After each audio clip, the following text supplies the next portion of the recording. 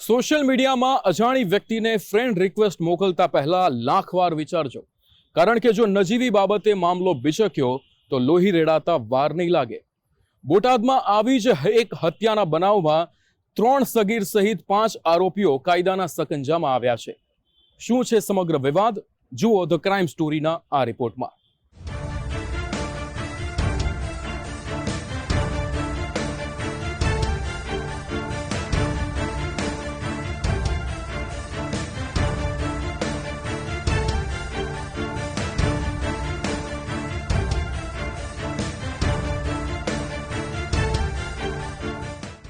Facebook, Instagram સહિતના social મીડિયાના માધ્યમો થકી વધારે મિત્રો બનાવવાનું ચલણ યુવા પેઢીમાં વધી રહ્યું છે. આ મુદ્દે થતા વિવાદો, યુવાનો વચ્ચે મારામારીના બનાવો પણ બને છે. તો ક્યારેક સોશિયલ મીડિયા પર ફોલો કરવા અને અનફોલો કરવા સહિતના મુદ્દે વિવાદ વકરી જાય છે. બોટાદમાં આવા જ એક વિવાદને લઈ અને ગત 9 જુલાઈએ રાત્રે લોહી રેડાયું હતું. આ બવાલના સમગ્ર ઘટનાક્રમ પર જો નજર કરીએ તો બોટાદના યુવકે ઇન્સ્ટાગ્રામ પર ફ્રેન્ડ રિક્વેસ્ટ મોકલી તેને લઈ ખસ ગામના યુવક સાથે રકઝક થવા લાગી. આ મુદ્દે પહેલાથી નક્કી થયા મુજબ સમાધાન માટે બોટાદના ખસ રોડ પર યુવકો મળ્યા. સરદાર એગ્રો પાસે 3 યુવક સમાધાનની રાહ જોઈ રહ્યા હતા. ત્યારે સામેના પક્ષના આવેલા યુવકો સાથે વાતચીત દરમિયાન ઝઘડો થવા લાગ્યો.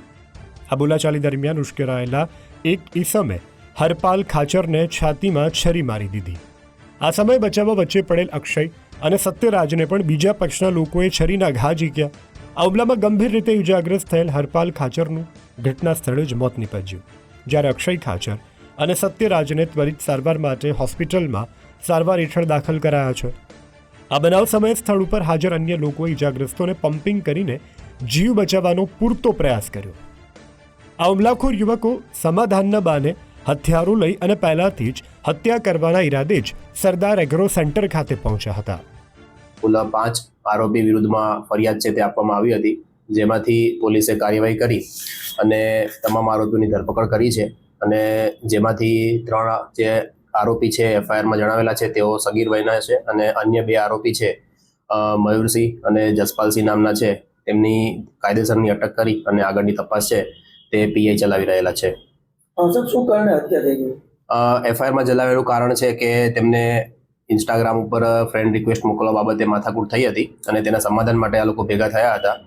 તેમ છતાં જે વધુ પૂછપરછ માટે જે આરોપી અટક કરેલા છે તેમના રિમાન્ડની માંગણી કરી છે, અને તેમાં તેમના સ્ટેટમેન્ટ અને કોન્ટ્રાડિક્શન કરી અને ખરું કારણ છે તે જાણવામાં આવશે.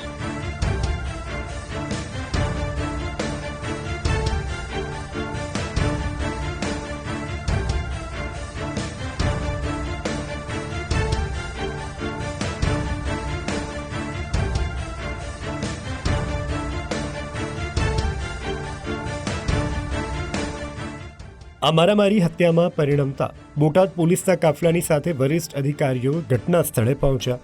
તો ઇજાગ્રસ્ત યુવકોને રખાયા તે હોસ્પિટલની બહાર મોટી સંખ્યામાં લોકોના ટોળા એકઠા થઈ ગયા.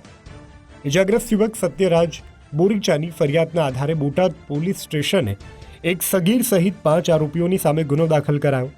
બોટાદ પોલીસને વિવિધ ટીમે ત્વરિત તપાસ હાથ ધરીને ખસ ગામના 3 સગીરોને પકડી રાજકોટ જુવેનાઇલ હોમમાં મોકલી આપ્યા છે, જ્યારે મયુરસિંહ, કિરીટસિંહ દાઈમા અને જસપાલસિંહ મોહબ્બતસિંહ ચાવડાની ધરપકડ કરીને જેલ હવાલે મોકલાયો છે.